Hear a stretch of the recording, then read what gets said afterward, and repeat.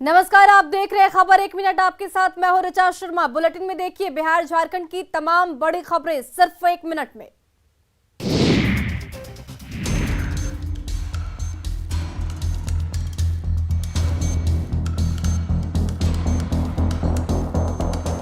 रात के अंधेरे को चीरती हुई एक बाइक दरभंगा के हॉस्पिटल रोड के आनंद रेस्ट हाउस के पास पहुंचती है और यहां पहुंचते ही बाइक धड़ाम से सड़क पर गिर जाती है। बाइक चला रहा युवक वहीं मौके पर गिर जाता है और उसके पीछे बैठा युवक तेजी से वहां से भाग निकलता है।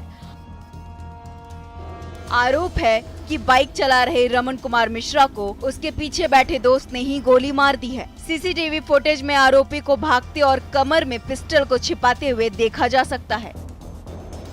हत्या का कारण अभी स्पष्ट नहीं हुआ है, लेकिन पुलिस सीसीटीवी फुटेज के आधार पर जांच में जुट गई है। हालांकि अभी उस आरोपी की पहचान नहीं हो पाई है जिस पर हत्या का आरोप लग रहा है, लेकिन पुलिस सरगर्मी से उसे तलाश कर रही है।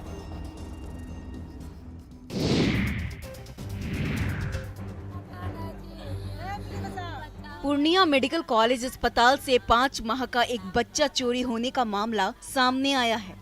मुराजपुर का रहने वाला इमरान अपने बेटे को लेकर इलाज कराने के लिए आए थे। अस्पताल में बच्चा बेड पर सोया हुआ था। परिजन डॉक्टर को देखने के लिए गए थे। इस दौरान ही किसी ने बच्चे को चुरा लिया। अस्पताल में लगा सीसीटीवी कैमरा भी खराब है, जिसके कारण बच्चे का कोई सुराग हाथ नहीं लग सका। बच्चे की मां का आरोप है कि गोतनी और जेठ से मारपीट हुआ था। उन्होंने ही अपने पिता को कहकर बच्चे की चोरी करवा ली है।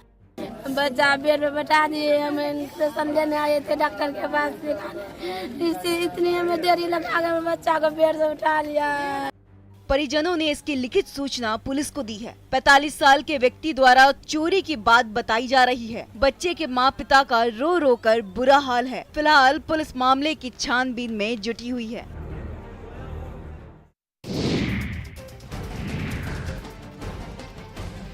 गोपालगंज में पुलिस ने सरकारी जमीन को कब्जा मुक्त कराने के लिए अतिक्रमणकारियों के खिलाफ अभियान चलाया। अतिक्रमणकारियों पर कार्रवाई करते हुए प्रशासन ने सरकारी जमीन पर बने अवैध निर्माण को ध्वस्त कर दिया। प्रशासन की ओर से कार्रवाई कुचायकोट प्रखंड के डेरवा गांव में की गई। प्रशासन की ओर से अतिक्रमण के खिलाफ की गई कार्रवाई के बाद अतिक्रमणकारियों के बीच दहशत का माहौल है। बुलडोजर के साथ पहुंची टीम ने सरकारी जमीन पर कब्जा कर बनाए मकान को कुछ ही देर में तोड़ दिया। अतिक्रमण के खिलाफ हुई कार्रवाई के दौरान भारी संख्या में पुलिस के जवान मौजूद थे, जिससे किसी भी तरह की अप्रिय घटना पर काबू पाया जा सके। प्रशासन की ओर से आगे भी सरकारी जमीन पर ये अवैध कब्जा हटाने की बात कही जा रही है और साथ ही साथ अतिक्रमणकारियों पर कानूनी कार्रवाई की भी तैयारी है।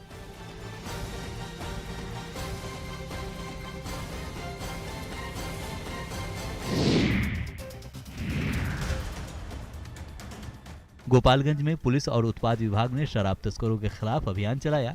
गुप्त सूचना पर पुलिस और उत्पाद विभाग की टीम ने गंडक नदी के दियारा इलाके में तस्करों के खिलाफ छापेमारी की। इस दौरान टीम ने दियारा इलाके में छिपाई गई 4000 लीटर देसी शराब को नष्ट कर दिया और 3000 लीटर शराब को जब्त कर लिया।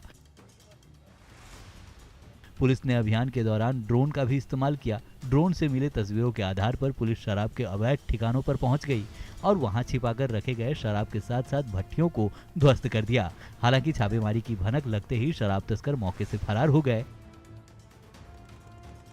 पुलिस अवैध शराब के कारोबार से जुड़े लोगों की पहचान कर उनके खिलाफ कार्रवाई की तैयारी में है। पुलिस की तरफ से चलाए गए अभियान से शराब तस्करों में हड़कंप का माहौल है। पुलिस आगे भी तस्करों के खिलाफ इस तरह के अभियान चलाने की बात कह रही है, जिससे जिले में शराब के अवैध कारोबार पर रोक लग सके।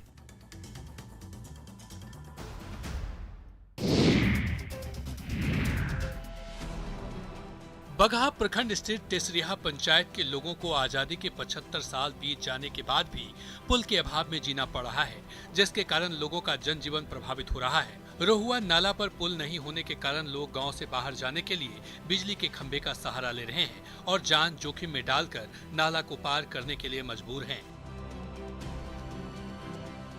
नाला को पार करने के दौरान लोग कई बार हादसे का शिकार हो चुके हैं। नाला पर पुल नहीं होने के कारण गांव में 4 पहिया गाड़ियों का प्रवेश नहीं हो पाता, जिससे मरीजों और महिलाओं को बाहर जाने में परेशानियों का सामना करना पड़ता है।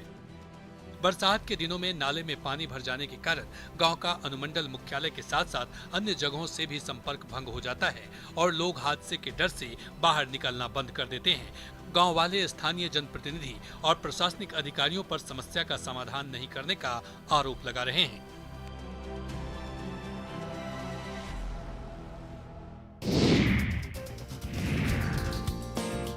गढ़वा में लोगों ने प्रेमी जोड़े की शादी करा दी। मामला डंडई थाना क्षेत्र के लवाही कला स्थित बाबा मंगरदास शिव मंदिर का है। मंदिर में प्रेमी जोड़े की ओर से की गई शादी की चर्चा पूरे इलाके में हो रही है। प्रेमी से दुल्हन बने युवक का नाम पवन लोहरा है, जो डंडई प्रखंड के रारो गांव का रहने वाला है, जबकि उसकी दुल्हन बन चुकी लड़की भंडरिया थाना के मर्दा गांव की रहने वाली है। परिजनों की माने तो दोनों के बीच वर्षों से प्रेम प्रसंग था, जिसके बाद दोनों घर से फरार हो गए। जैसे ही इस बात की जानकारी लड़की के परिजनों को हुई, परिजन लड़की पर शादी का दबाव बनाने लगे। लड़की के परिजनों की तरफ से बनाए जा रहे दबाव के कारण लड़के ने गांव के पास स्थित शिव मंदिर में लड़की से शादी कर ली। इस दौरान लड़का और लड़की पक्ष के लोग मौके पर मौजूद रहे। मौके पर मौजूद महिलाओं ने मंदिर में शादी का गीत गाकर माहौल को खूबसूरत बना दिया।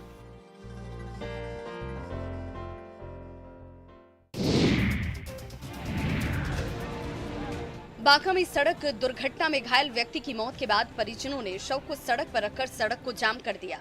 मृतक के परिजनों ने दुर्घटना के आरोपी एमओ को पकड़ लिया और उससे हाथापाई करने लगे। मृतक अमरपुर थाना क्षेत्र के जानकी नगर का निवासी था। व्यक्ति की मौत से नाराज परिजनों ने शव को सड़क पर रख दिया और हंगामा करते नजर आए, जिसकी वजह से अमरपुर और कजौली मुख्य मार्ग पर जाम लग गया।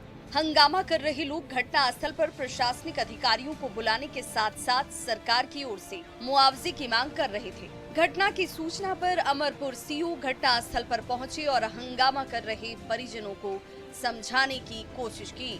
मृतक के परिवार को 5 लाख रुपए के मुआवजे की घोषणा की गई, जिसके बाद भी हंगामा कर रहे लोग आरोपी पर कार्रवाई की मांग को लेकर अड़े रहे। जब सीओ ने आरोपी के खिलाफ कार्रवाई की बात कही, उसके बाद ही लोगों ने सड़क से जाम हटाया।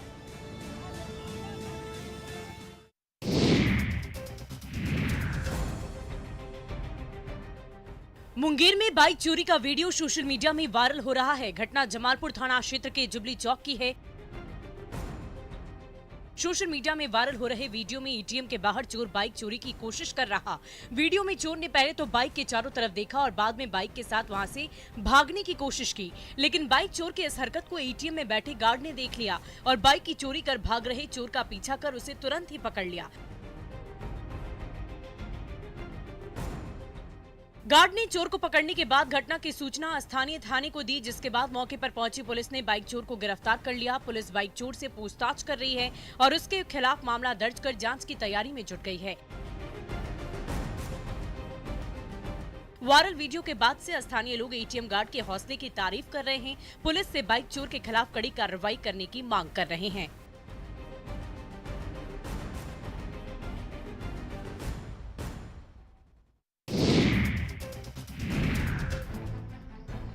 अररिया में अचानक आए आंधी तूफान के कारण हाईवे पर कई जगह पेड़ गिर गए, जिसके कारण सड़क पर वाहनों की आवाजाही बाधित हो गई। पेड़ गिरने के कारण अररिया रफीगंज मार्ग पर जाम की स्थिति उत्पन्न हो गई। जैसे ही इसकी जानकारी लोगों को हुई, उन्होंने इसकी सूचना स्थानीय प्रशासन को दी, लेकिन प्रशासनिक अधिकारी सड़क पर गिरे पेड़ को हटाने में नाकाम रहे। प्रशासन की ओर से कोई कार्रवाई नहीं होने के बाद स्थानीय लोगों ने पेड़ को काटकर सड़क से दूर हटाया, जिसके बाद सड़क पर गाड़ियों का आवाजाही शुरू हुआ। भारी बारिश के कारण कई इलाकों में जल जमाव की स्थिति उत्पन्न हो गई, जिससे लोगों को परेशानी उठानी पड़ी। मौसम विभाग ने अगले 3 दिनों तक भारी बारिश की आशंका जताई है। बारिश के कारण जिले में सब्जी और फलों की फसल को नुकसान पहुंचा है, जिससे किसानों में मायूसी है। प्रशासन ने जल जमाव से राहत के लिए कोई विशेष इंतजाम नहीं किया।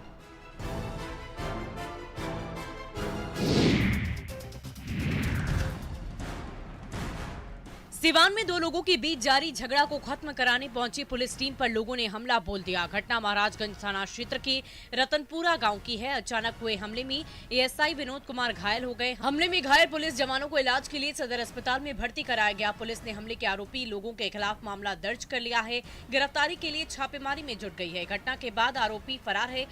वहीं दूसरी तरफ आरोपी के परिजनों ने इस घटना के लिए गांव के चौकीदार को जिम्मेदार ठहराया और उस पर पुलिस को गलत सूचना देने का आरोप लगाया है। हमले के आरोपी की पहचान नरेश दाग के तौर पर हुई है, जो आर्मी से रिटायर है। मारपीट के बाद से आरोपियों के परिजनों में दहशत का माहौल है। घटना के बाद से गाँव के लोगों में डर और मायूसी की स्थिति है। खिसिया के संगे हमनी के अपना में करते तो चौकीदार के वही लगे में का फरज बा कुछ पछना कभी लगेलू डंटा चलावे। अच्छा, डंटा चलावे लगेलू तो डंटा चलावे लगेलू तो ये कनियो के माने कुछ भाग पारा कमे सन तूर फूर कर देलू फिर आवधी पीछे से बुला।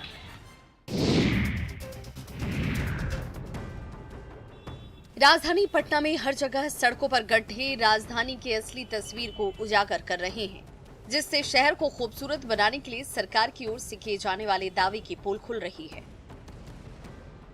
सड़कों पर बने गड्ढे के कारण लोग दुर्घटना के शिकार हो रहे हैं और इसे लेकर लोगों में सरकार और अधिकारियों के खिलाफ रोष का माहौल है। सरकार की ओर से निगम को कई बार इन गड्ढों को भरने के आदेश तो दिए गए, लेकिन लापरवाह निगम कर्मी सरकारी आदेश की अवहेलना कर रहे हैं।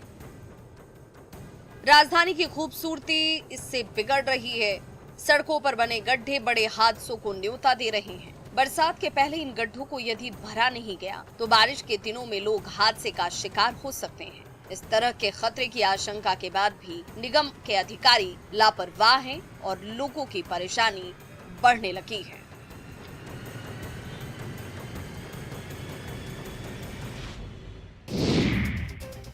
देखिए हम लोग डॉक्टर लोग देखिए दवा है, देखिए दवा।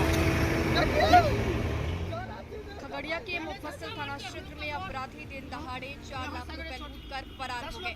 यही नहीं, लूटपाट के दौरान अपराधियों ने पीड़ित और उसके दोस्त के साथ मारपीट कर घायल भी कर दिया। घटना के बारे में बताया जा रहा है कि रवि चौधरी और अपने दोस्त के साथ खगड़िया से महेश रूट 4 लाख रुपए लेकर जा रहे थे। उसी दौरान NH 31 पर पहले एक कार सवार अपराधी ने बाइक में टक्कर मार दी। टक्कर के बाद दोनों बाइक सवार सड़क पर ही गिर गए। फिर 2 बाइक सवार अपराधी आए और लूटपाट करने लगे।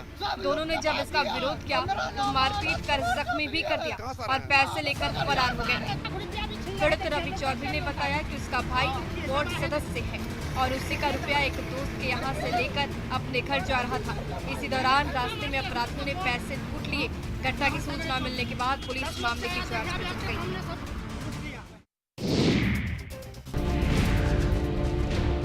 ये जेसीबी और ट्रैक्टरों का झुंड किसी निर्माण के काम में नहीं लगा है, बल्कि नदी से मिट्टी का अवैध कटाव करने में लगा है। अवैध कटाव की ये तस्वीरें बाढ़ के हाथीदह की है, जहां माफिया गंगा नदी से मिट्टी का अवैध कटाव कर रहे हैं। नदी से मिट्टी का अवैध कटाव बख्तियारपुर में भी देखने को मिल रहा है। माफिया गंगा नदी में जलस्तर में गिरावट का जमकर फायदा उठा रहे हैं और मिट्टी की अवैध तरीके से कटाई कर सरकार को राजस्व का नुकसान पहुँचा रहे हैं। अवैध तरीके से मिट्टी कटाव के कारण नदी के तटबंधों पर खतरा मंडराने लगा है और पर्यावरण को नुकसान भी हो रहा है। स्थानीय लोग इसके लिए मुख्य रूप से खनन विभाग और स्थानीय पुलिस को जिम्मेदार मान रहे हैं, जिसके कारण पुलिस और खनन विभाग के अधिकारियों पर सवाल उठने लगे हैं। पुलिस की लापरवाही के कारण ही इन इलाकों में हर दिन नदी से अवैध तरीके से मिट्टी का कटाव हो रहा है, जिसके वजह से नदी में बड़े बड़े गड्ढे बन गए हैं, जिससे कोई भी व्यक्ति दुर्घटना का शिकार हो सकता है।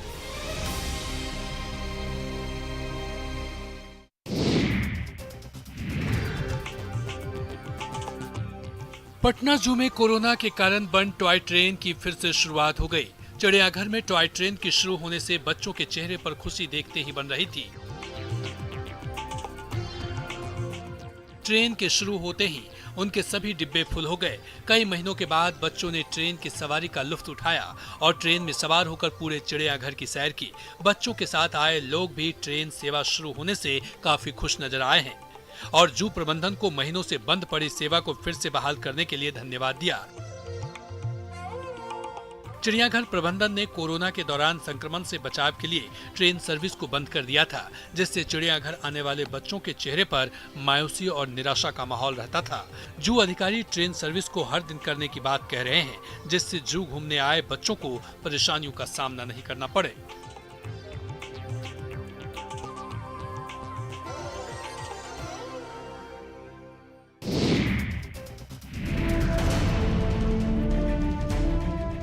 लखीसराय के सूर्यगढ़ा के पोखरामा गांव में तालाब की खुदाई के दौरान शिवलिंग प्रकट हुआ, जिसके बाद गांव में आस्था की बयार बहने लगी।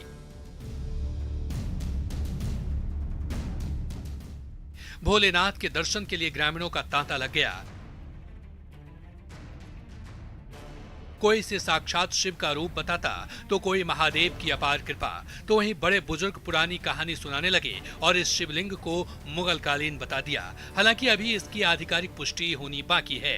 ग्रामीणों के प्रयास से इस शिवलिंग को तालाब के किनारे गाड़ा गया और पूजा अर्चना का दौर शुरू हो गया।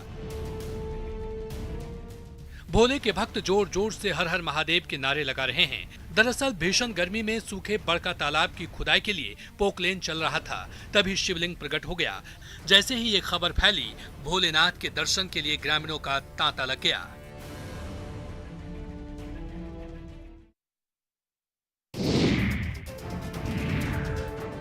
अब आपको मिलाते हैं बिहार के सबसे मोटे व्यक्ति रफीक से। जी हाँ, कटिहार के जयनगर गांव का रफीक की उम्र 30 साल है और उसका वजन लगभग 200 किलो है। अब तो हर दिन उसका बढ़ता वजन उसके लिए अभिशाप बनता जा रहा है, जिस कारण बुलेट जैसी भारी मोटरसाइकिल की सवारी भी जब उनके वजन उठाने में सक्षम नहीं हो रही। भोजन के मामले में शौकीन रफीक 3 किलो चावल का भात, 2 किलो दूध और रोटी खाने की स्थिति में 2 से 3 किलो आटा की रोटी के साथ 1.5 से 2 किलो मीट मछली खा जाता है। रफीक के बढ़ते वजन उनके सामने कई तरह की परेशानियां ला रहा है। गांव के लोगों का कहना है कि रफीक को भोज में दावत देने के पहले सोचना पड़ता है। वहीं डॉक्टर कहते हैं कि ये एक बीमारी है और अगर सभी कुछ जांच करने के बाद इसका इलाज किया जाए तो इसका इलाज भी संभव है। वैसे मोटापा अपने आप में एक बीमारी है, इसलिए हर किसी को मोटापा से बचने की कोशिश करनी चाहिए, क्योंकि फिट रहेगा इंडिया तभी तो हिट रहेगा इंडिया।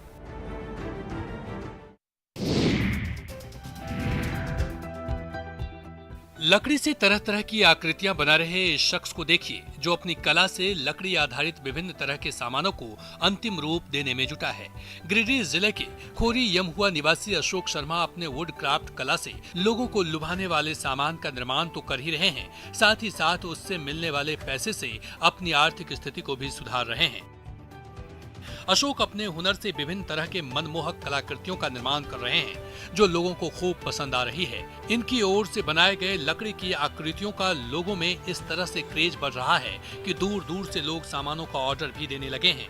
इनकी ओर से बनाए गए सामानों की मांग झारखंड के साथ साथ पड़ोसी राज्य बिहार और बंगाल तक हो रही है। अपनी कला से लोगों के दिल में जगह बनाने वाले अशोक स्वरोजगार कर खुद की आर्थिक स्थिति तो मजबूत कर ही रहे हैं, साथ ही स्थानीय लोगों को अपनी कला का प्रदर्शन करने के लिए प्रेरित भी कर रहे हैं।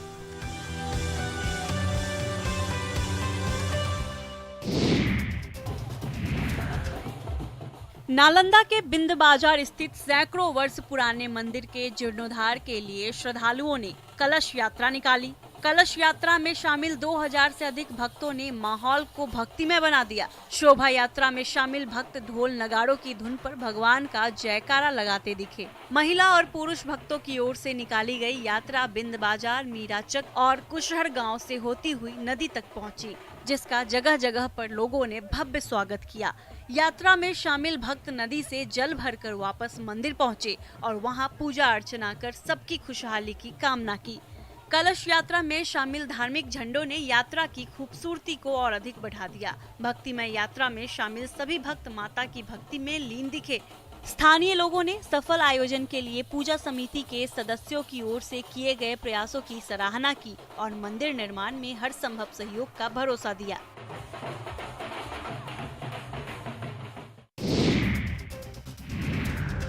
वैशाली के लालगंज में लेफ्टिनेंट बनकर पहली बार घर आने पर शुभम कुमार का जोरदार स्वागत किया गया।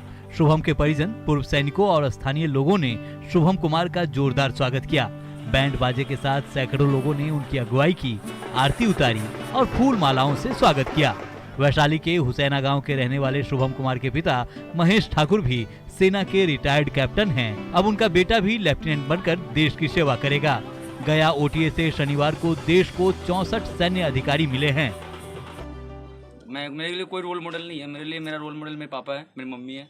और अगर किसी को इतना अच्छा करते किस संस्था में देखे, और अगर मैं अपनी फैमिली को देखूं तो जिन्होंने फौज को इतना कुछ कंट्रीब्यूट किया है, तो वाई नॉट मी, मैं क्यों नहीं, अगर मैं उसके काबिल हूँ। तो मुझे लगा कि उसको मैं अपने आप को खुद जान पाया जब मैं सैनिक स्कूल पुरुलिया गया। वहाँ देखा कि फ़ौज क्या है और फौज कितना कुछ कंट्रीब्यूट करती है हमारे देश के लिए। बिकॉज फौज एक ऐसा नहीं है, एक प्रोफेशन नहीं है, फौज एक जीने का तरीका है, it's a way of life. और न्यूज 18 इंडिया ने टीआरपी के ताजा आंकड़ों में आज तक को पीछे छोड़ दिया है। खबरों की तेज रफ्तार, मुद्दों पर जबरदस्त पकड़ और देश के सबसे अनुभवी चेहरों की बदौलत न्यूज 18 इंडिया ने आज तक से बाजी मारी है। ब्रेकिंग न्यूज, ग्राउंड रिपोर्ट, मुद्दों पर बहस हो या फिर देश विदेश की खबरों का संतुलित आंकलन हो, न्यूज 18 इंडिया हर कसौटी पर खरा उतरा है।